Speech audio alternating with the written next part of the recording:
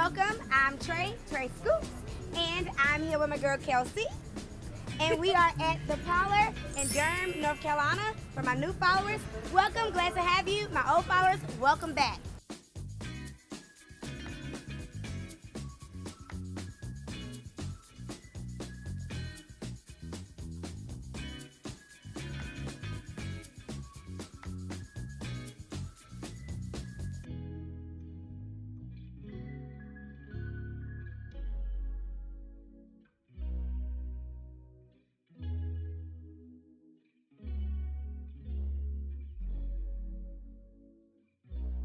I have my girl Kelsey here with me, and she is a LPC, which is a licensed professional counselor, and she also is a personal trainer, certified personal trainer, and a yoga instructor, right? Yep. So I wanted to bring you on today to talk about a few things that I feel like you and I kind of have in common. Yeah. And I wanted to bring the physical piece, and I know that you're very much in tune with the physical side of wellness, right? Yeah. Right. Ice cream. What did you decide to get?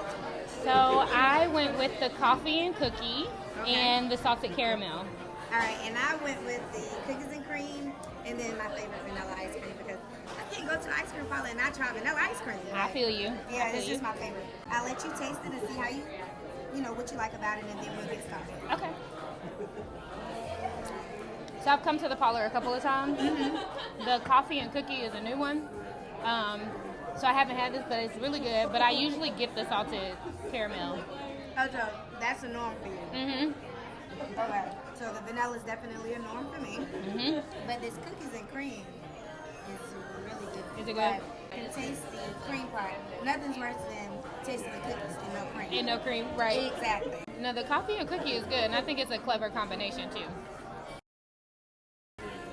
So I know that you have your different areas of physical wellness, and then you have counseling, right? What brings all of those things together for you? Like, what makes you like wellness? Right. So it's a lengthy answer. Okay. But I feel like all of the spaces that I'm in, as far as being a therapist and being a yoga instructor and being a personal trainer, I kind of fell into those positions. Okay. Had no idea that it was going to be anything that I would be doing. I had to start practicing saying to myself that I am more than just my titles. And so I like to say that those are pieces that I've just kind of picked up on my journey. I don't know if those are going to be things that I'm going to do in the next 20 years or not. I love them right now, so I'd love to continue to do them. But they're just pieces that I've kind of picked up on my journey. So I majored in psychology. I started off in nursing for undergrad. Got really intimidated with some of the chemistry courses and just some of the classes, right? So I talked myself out of following a passion that I had at the time. Changed my major to psychology. From there, I graduated and had no idea what I was going to do. I was so embarrassed. I worked at like Buffalo Wild Wings after I graduated. Until one of my professors came to me. She's a soror. She was just kind of like, you know, are you interested in going to grad school? And I'm like, yeah, girl. I got nothing else going on. Sign me up. What's up? Like, what I gotta do? So she was like, you know, come to my office on Monday. We'll talk about it. And I started the general psychology, the clinical psychology track for graduate school first. Started the program. I liked it for a little while, but noticed that some of the curriculum wasn't what I was interested in. And so I talked to two of my big sisters who were also pursuing masters at NC Central, and they were both in the clinical mental health program. And they were like, look over the curriculum, see if it's something that you're interested in.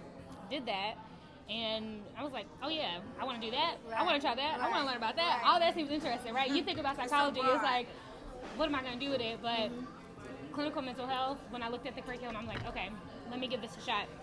I was able to transition into that program with no issues. And initially, a lot of people were like, it's hard to switch programs. So again, remember that it happened with no issues. Again, everything fell into place the way it was supposed to. Happen, right. So transitioned to the clinical mental health program. It was good, but as you know, grad school is stressful.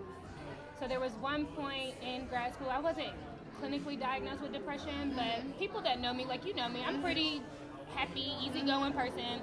But people started to notice that my mood was shifting and, you know, just kind of checked in with me, what's going on. the things that I enjoyed doing, I kind of stopped doing, but I was stressed out with school. So I'm staying up late hours at night, eating whatever, drinking Mountain Dew and 5-hour energies at like 3 a.m. trying to stay up. Mountain Dew was it. Yeah, Mountain Dew was popping. I would not touch a Mountain Dew right now. Right. But yeah, but Mountain Dew was popping to keep me up. Again, wasn't clinically diagnosed with depression, but I knew something had to shift. And in the curriculum, we were learning about therapeutic lifestyle adjustments. And a part of that was incorporating holistic health and wellness. And so yoga was in there, and physical activity was in there, and nutrition was in there. And I'm like, okay, maybe I'll try some yoga out. So I tried yoga and loved it. So stayed consistent with that for a little while.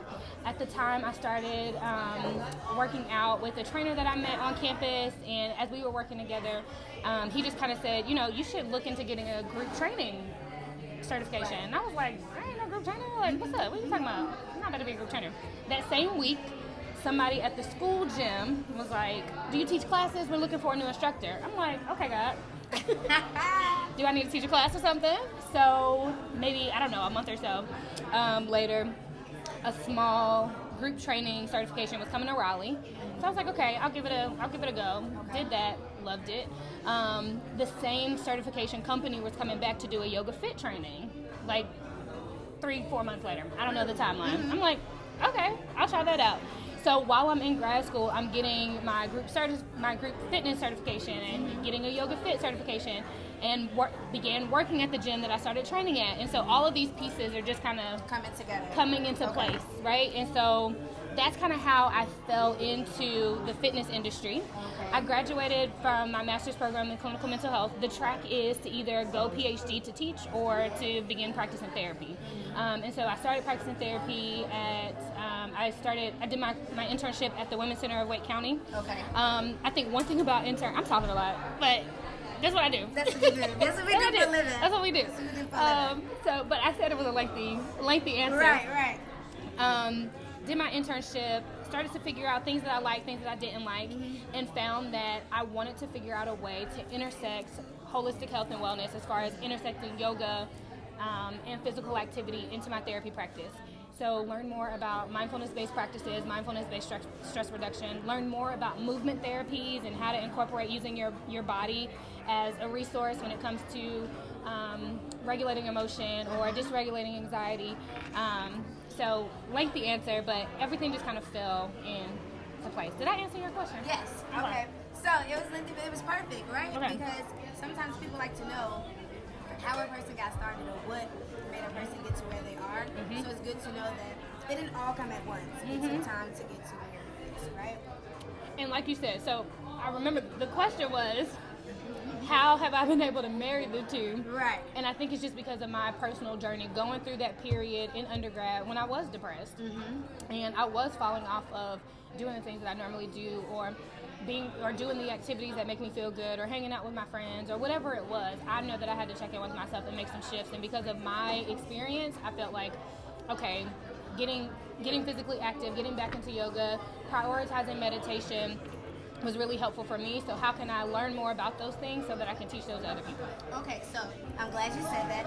That takes me to the next question. Like, what do you see in all of the roles that you play? Like, what are some common patterns that you see in other women? Right? In other women. Mm-hmm. Probably body image distress. Okay. Probably challenges with saying no, setting boundaries. Confidence,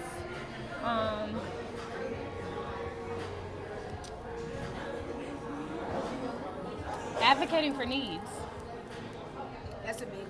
Advocating for our needs, right? Because we're so used to taking care of everybody else's needs. Right. Advocating for their own needs. Okay. So I guess body image distress and boundaries would be the biggest. Because I'll throw advocating for needs under boundaries. Okay.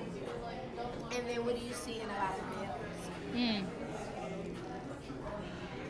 So I currently work with, as far as therapy is concerned, maybe 3 males. Okay. I started at a new practice in April. Before I was at this practice, I had 3 black males that I saw for maybe about 2.5 months or so before I left that practice. And when you ask why we do the work that we do, getting to sit in spaces with them, getting to listen to them if they haven't had anybody listen to them, or being able to sit with an African American male and say, like, I'm hurting, or I'm sad about this thing, or I don't feel competent, or I don't feel like I can do X, Y, and Z, was moving. So I think with the males that I have worked with, I'm trying to remember some of the things because I don't get to work with a lot of men. Probably vulnerability. That's a big one. Yeah.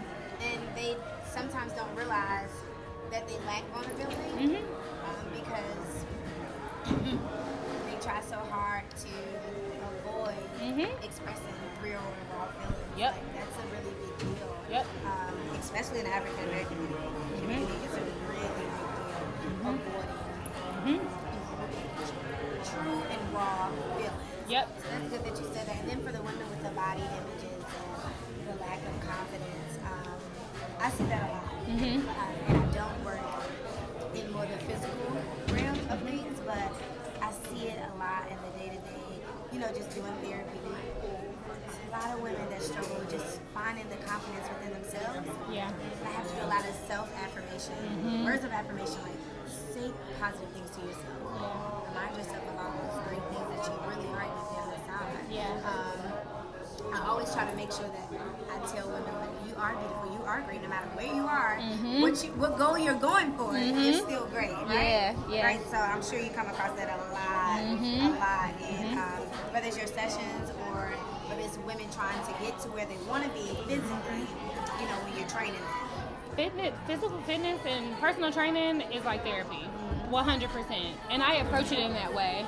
The same way that we approach, like, it has to be a good fit. We focus on rapport building and establishing trust.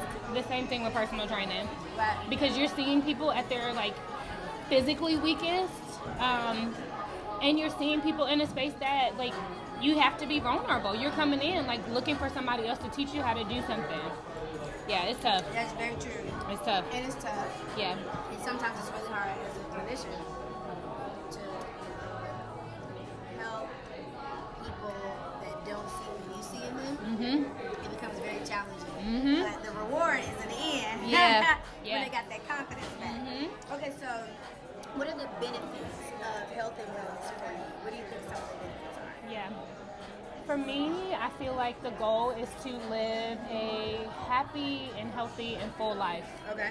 And I've found in my personal journey and with the people that I work with, when I'm taking good care of my being and my body, I feel like I'm in a better place.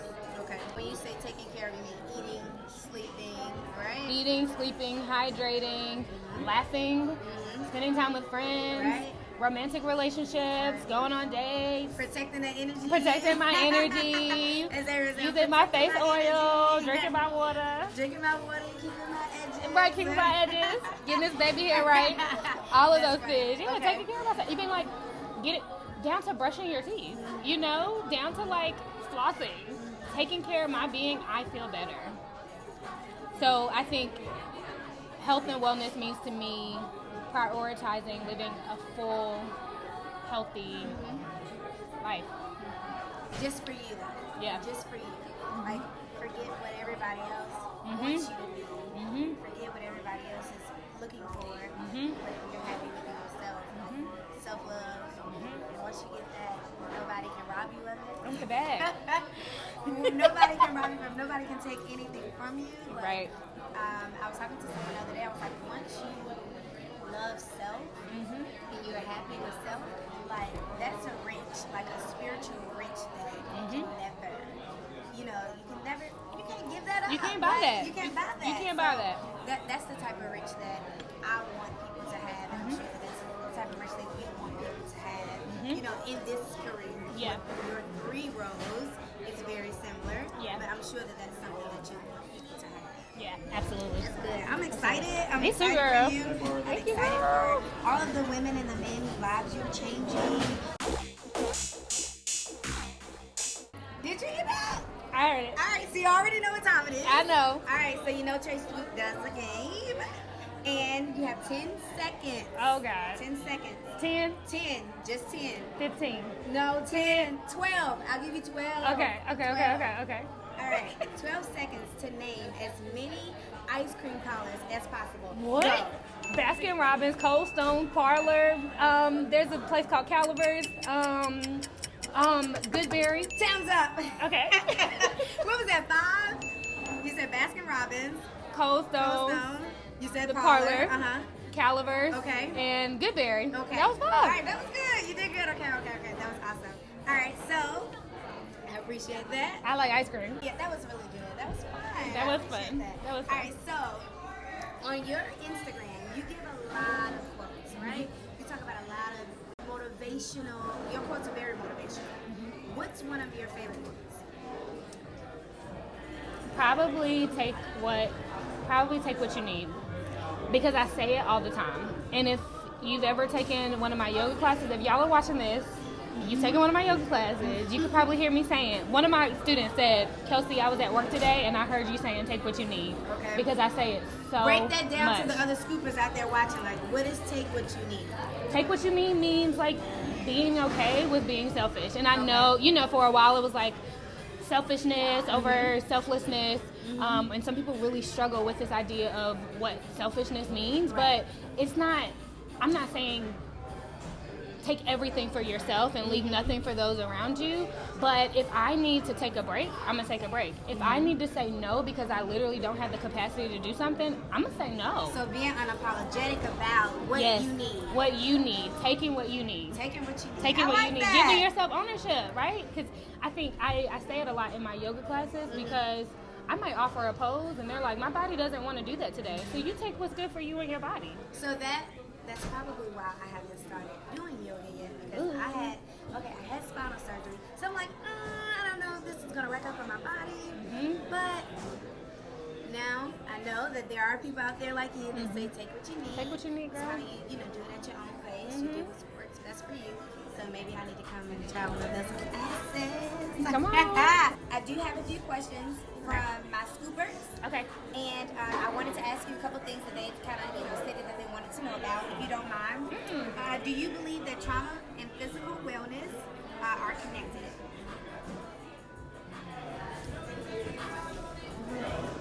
It's okay to say yes or no, but it was a question. Do I feel like trauma and physical wellness are connected? I feel like physical wellness can be a resource for working trauma. Okay. If that answers the question. Okay. I think it depends on the trauma, but I'll say yes, I feel like it can be connected, and I feel like physical activity or physical wellness can be a resource for working trauma. If that answers. I like that. I'm sure the scooper will let us know whether the question was answered or not. Okay. And they'll let us know. What would you say to those that are attempting to better themselves, like in the moment? Like, so if they're trying to work on their body image, and if they're trying to work on confidence, but right here in the moment, they can't figure it all out and they're overwhelmed, what would you tell them? So I like what you said about, or I'm gonna pull from what you said about they're trying to figure it all out. Taking it one thing at a time. Okay. Taking what they need. Okay. So if I'm trying to better myself and the only thing that I have the capacity for right now is reaching out and telling a friend that I need help, that's all the capacity I have. Maybe I can't actually do anything about it, but I can tell somebody else about it, then that's fine. So taking what you need, taking one thing at a time. There's not a race. It's not a race to better yourself. That needs to be the bag every day, but that takes time. So giving yourself grace and taking the time that you need to better yourself overall. Okay. Before change, right? How can you become comfortable with yourself? I like that question. I think about checking in with, and I'm going to say comfortable with ourselves in a physical way, right? I like to check in with the physicality, so, and like my overall function. So say I really have a problem with my elbow, right? I don't like my elbow. It's not my favorite thing. Thinking about all that my elbow does for me. reframing that. Reframing that. In therapy, we call it reframing. Reframing that. So okay. those are the ways that I think about getting more comfortable with ourselves, sending ourselves a little more love in the moment when I don't necessarily like the way that I look every day. I had a kiddo that I worked with at, I have a lot of experience working with eating disorders. Mm-hmm. And so one of the young ladies that I work with at the hospital, we needed to come up with different mantras. And one of the mantras that we came up with was, I may not like my body every day, but my body still deserves love. Right. And so that's even, a good one. It's a good one. She was 17. She was brilliant. That was a good She was one. brilliant. I loved her. So, and I still love her. She's great. But I may not like my body every day, but my body still deserves love. So that means I still need to nourish myself. I still need to drink water. I still need to clean myself. I still need to get sleep. Regardless if I don't like this elbow or my ankle or whatever it is, it does things for me and it still deserves love. Still deserves love. It still deserves Oh, love. that was good. That was good. I like that. Oh, that touched me. That's the one. All right. Everybody wants to know, or people always say, I want to go to therapy, or I want to do yoga, or I want to work out, but it just costs so much. And we all know that the cost of living it is way too high. Mm-hmm. Everybody's income is not where it needs to be, right? So what do you do when the things that you need are a little bit pricey, but you really desire it? Like, what are some things you can tell people? A, check in with the resources that you have around you. Okay. So when it comes to, I'm trying to think of a good example. So if I want to be more physically active, or if I want to get in better shape, right? Checking in with the resources that we already have. There's a walking trail right behind my house. That's free $99. Right. Right. Everybody loves free. If it's free, it's for me. It's free for me, right? So, or I want to, I want to lose weight or whatever. Checking in with our resources. So, can we drink more water? That might be a little cheaper than what you're already drinking. Can we make healthier choices when we go out to eat? Sometimes that might be, depending on where you go, maybe that might be more expensive, but thinking about what we already have, if you're already spending money to go to, I don't know, any restaurant. Right. Can you choose something different on the menu? Or can you cook this week instead of going out to eat? That's going to save you money. And so checking in with the resources that you already have around you, getting an accountability partner or getting somebody, a buddy to do things with you.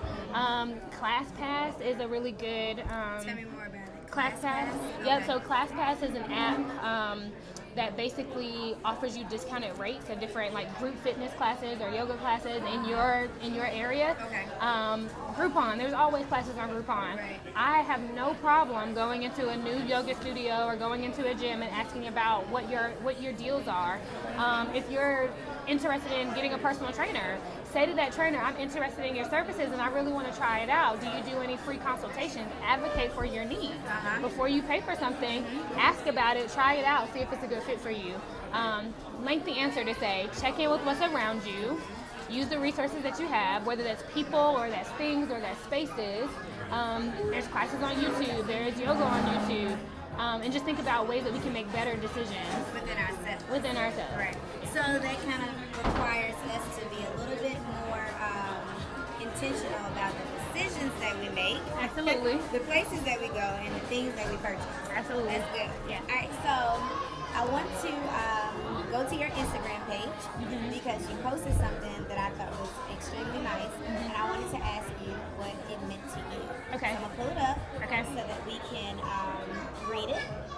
So it says, we diss the caterpillar just to sweat the butterfly. What does that mean to you? That your journey is your journey, and that along that journey you might have people that are not rocking with you. You might have people that maybe don't believe in what you're doing, or you might have people that that kind of discount you or don't see your worth in the current space that you are now. But as you continue to evolve and as you continue on your journey and as you continue to better yourself, at the end of that butterfly is ready to fly, or that flower is ready to blossom, and everybody wants a piece of Trae Scoops, or everybody wants a piece of what you got going on. And whether you love it or not, but I think that it's just, everybody may not be for you on your journey. Everybody may not believe in you on your journey, but you continue on. I like that. All right, so the Scoopers have listened to the entire show, and you need to drop your handles so they can follow you on all of your social medias. And then if they're here in Durham,